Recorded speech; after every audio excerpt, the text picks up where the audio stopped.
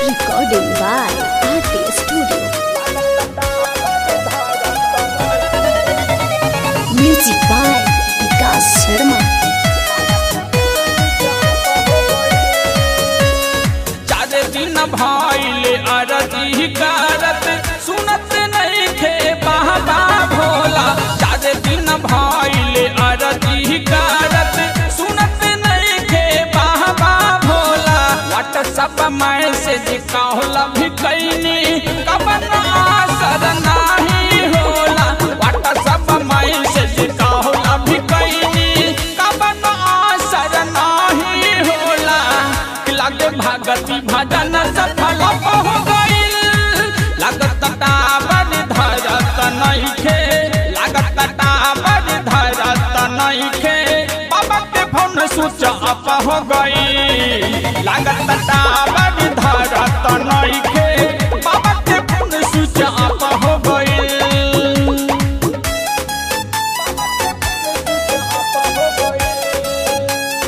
Music by Vikas Sharma.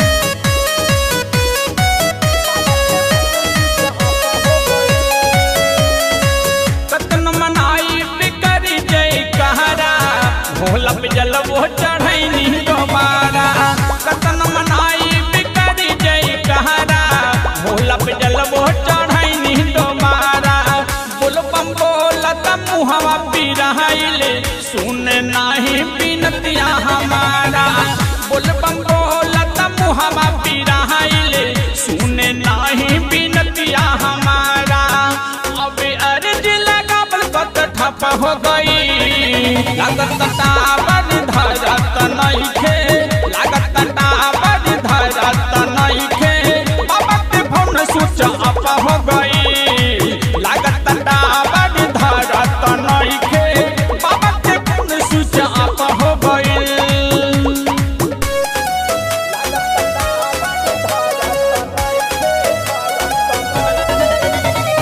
Music by Vikas Sharma.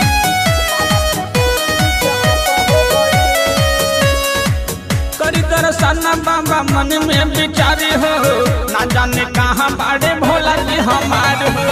करी दर्शन बाबा मन में विचारी हो ना जाने कहाँ बाड़े भोला जी हमार हो। और जी हमार भोला कहती कबूल हो माफ कर सनिया के भइले के भूल हो।